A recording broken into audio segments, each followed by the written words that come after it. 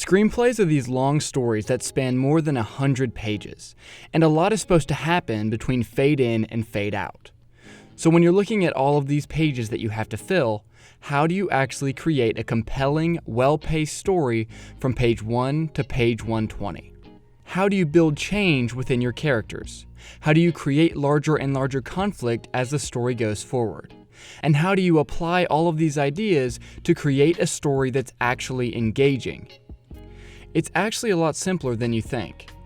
If you're writing a narrative drama and you want to keep conflict and tension moving forward, then you must build your story in a way that each scene creates the scene that comes after. Each scene builds upon the scene before, and each sequence forces your character into new situations where they can no longer turn back.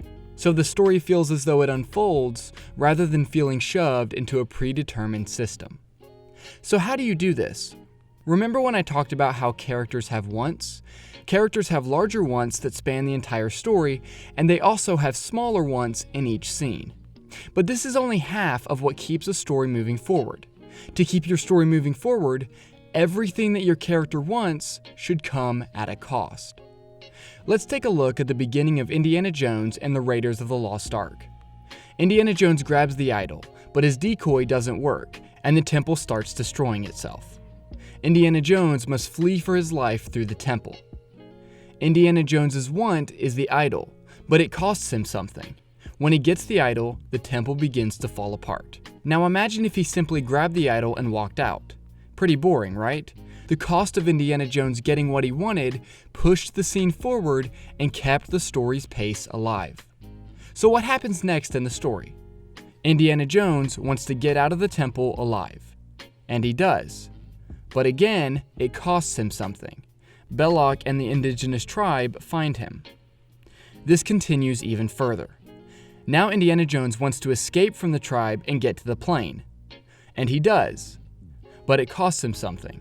There's a snake in the plane. I hate snakes, Jacques!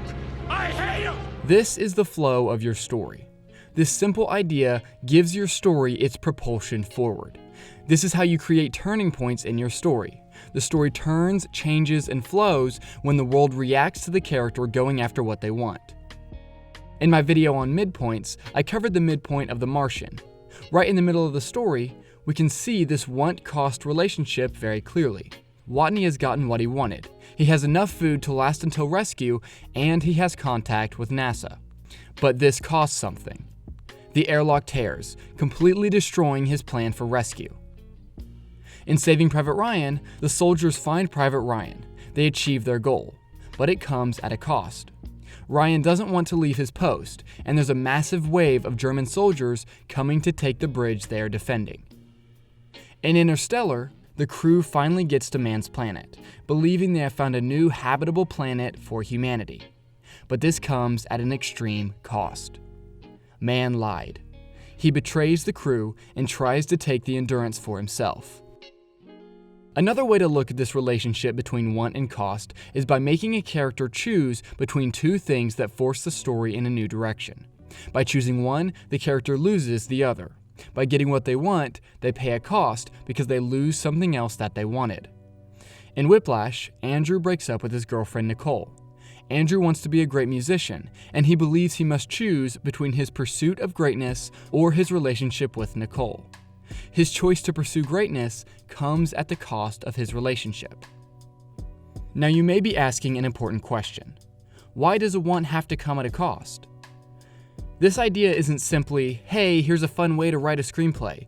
It's deeper than that.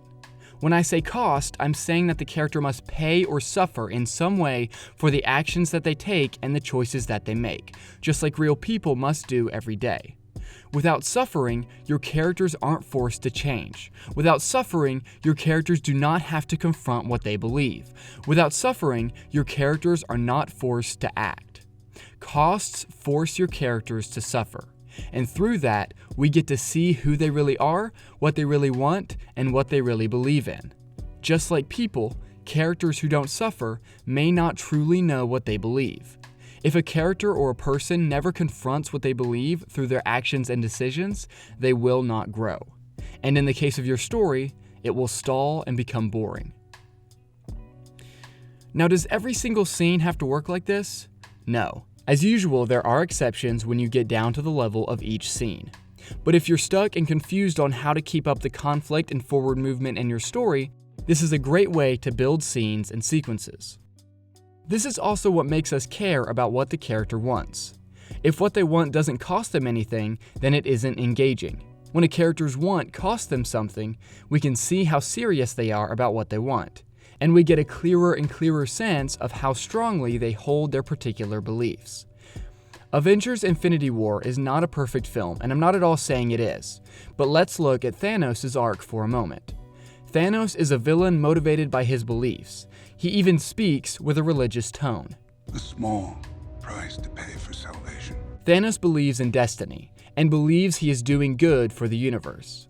So how do you actually show the audience that Thanos believes these things rather than him simply being a power-hungry monster? You do so by forcing him to choose between his goal and the beliefs that motivate him, or the person he loves the most. In order to take the stone, you must lose that which you love. This moment proves to us who Thanos is at his core. He is willing to go against his deepest feelings to follow what he believes. I don't think there's a more obvious example of want and cost than this scene here. Did you do it? Yes. What did it cost? Everything. Characters should get what they want, but it should come at a cost that turns the story. Understanding this simple idea can help you move away from outlining and focus on what your characters want and what happens in reaction to the pursuit of their goal. Anytime you're stuck and you aren't sure how to keep your story pushing forward, ask yourself these questions. What does the character want? What will it cost to get it?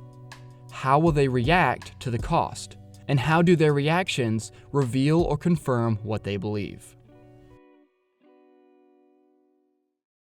Hey everyone, thanks for watching. If you want more videos on storytelling and screenwriting, click the Guide to Screenwriting playlist now. Also, you should sign up for the Practical Screenwriting email list, where I'm sending out emails talking about the practical day-to-day process of sitting down and writing. I'll be talking about getting through writer's block, staying consistent, different writing processes, rewriting, and more. When you sign up, don't forget to check your spam folder for a confirmation email. Hundreds have already signed up and are reading the emails, and I hope they can be a benefit to you as well. Thanks for watching.